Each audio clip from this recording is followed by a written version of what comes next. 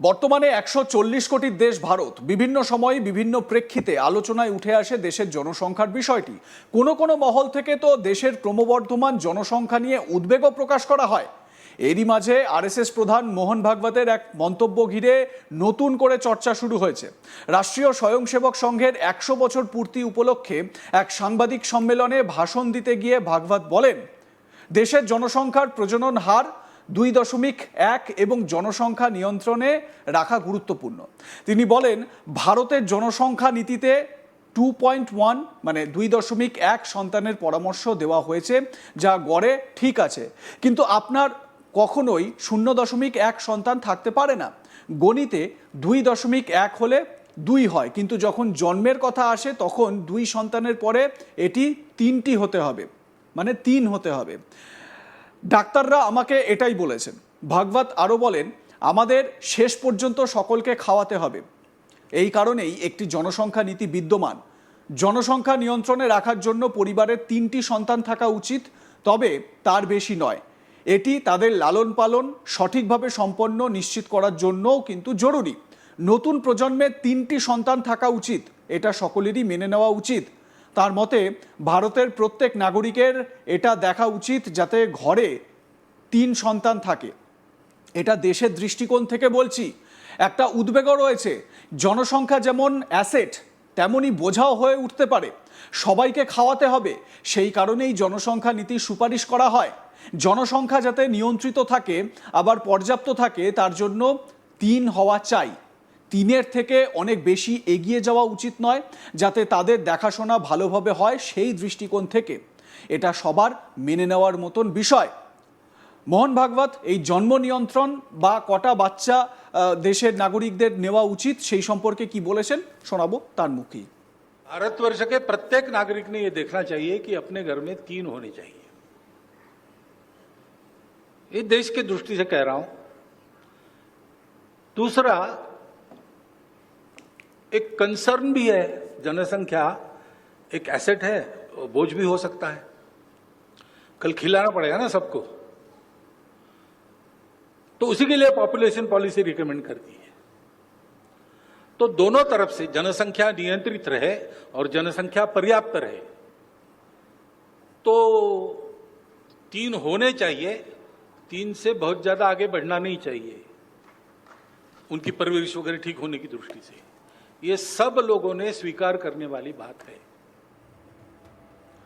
3 সন্তান হওয়া উচিত, কিন্তু 3টের বেশি নয় বলছেন মোহন ভাগবত। শুনলেন তো মোহন ভাগবতের বক্তব্য তার মুখেই। আর তার এই মন্তব্যের পরেই কোনো কোনো মহল থেকে প্রশ্ন উঠতে শুরু করেছে, হিন্দুদের বাঁচানোর স্বার্থেই কি এমন বক্তব্য মোহন ভাগবতের? তিনি কি বলেছেন আরো একবার শুনুন তো। भारतवर्ष के प्रत्येक नागरिक ने यह देखना चाहिए कि अपने घर में 3 होने चाहिए। ये देश की दृष्टि से कह रहा हूं। दूसरा, एक कंसर्न भी है, जनसंख्या एक एसेट है, बोझ भी हो सकता है। कल खिलाना पड़ेगा ना सबको, तो उसी के लिए पॉपुलेशन पॉलिसी रिकमेंड करती है।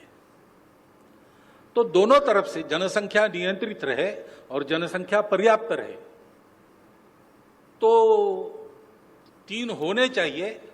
3 से बहुत ज्यादा आगे बढ़ना नहीं चाहिए, उनकी परवरिश वगैरह ठीक होने की दृष्टि से। ये सब लोगों ने स्वीकार करने वाली बात है। অন্যদিকে আগামী 11ই সেপ্টেম্বর মোহন ভাগবতের জন্মদিন। ওই দিন 75 বছর হবে তাঁর। এক্ষেত্রে অবসর প্রসঙ্গে মোহন ভাগবত গুরুত্বপূর্ণ একটি কথা বলেন। তিনি বলেন, আমি কখনোই বলিনি আমি অবসর নেব কিংবা অন্য কেউ 75-এ পড়লেই সরে দাঁড়াবে। আমরা সেটাই করব যেটা সংঘ বলবে। সংঘে আমরা স্বয়ংসেবক, যে কাজ আমাদের দেওয়া হবে, চাই বা না চাই সেটা করে যেতে হবে। আরএসএস প্রধান মোহন ভাগবত এই অবসর নেওয়া প্রসঙ্গে কি বলেছেন শুনুন। I never said that I will retire or someone should retire.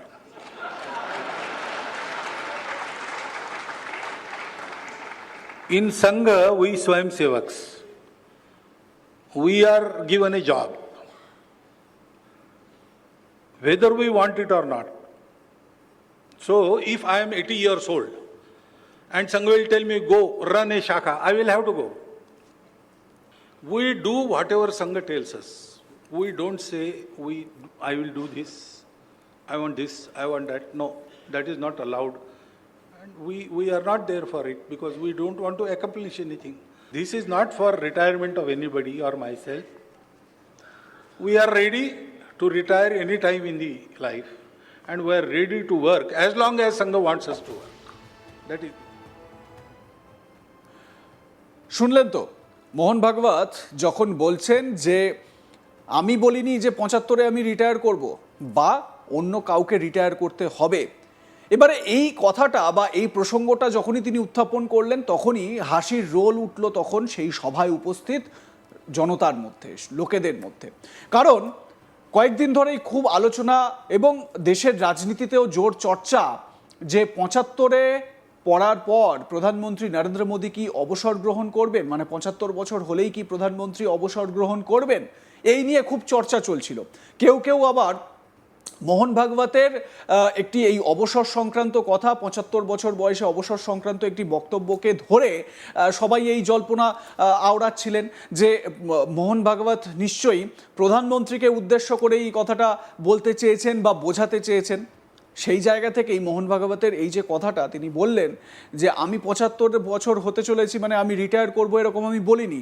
এরকম আমি বলিনি যে কাউকে রিটায়ার করতে হবে 75 বছর হলেই।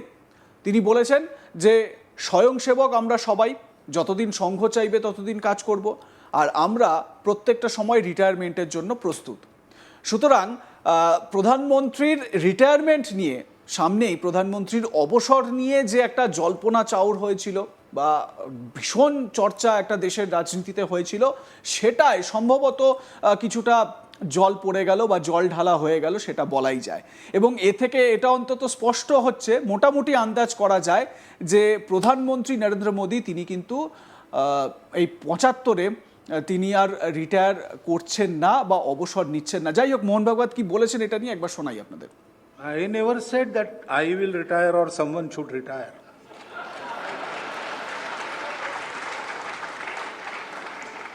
In Sangha, we Swayamsevaks, we are given a job, whether we want it or not. So, if I am 80 years old and Sangha will tell me, go run a shakha, I will have to go. We do whatever Sangha tells us. We don't say, I will do this, I want this, I want that. No, that is not allowed. And we are not there for it because we don't want to accomplish anything. This is not for retirement of anybody or myself. We are ready to retire any time in the life and we are ready to work as long as Sangha wants us to work. That is the thing.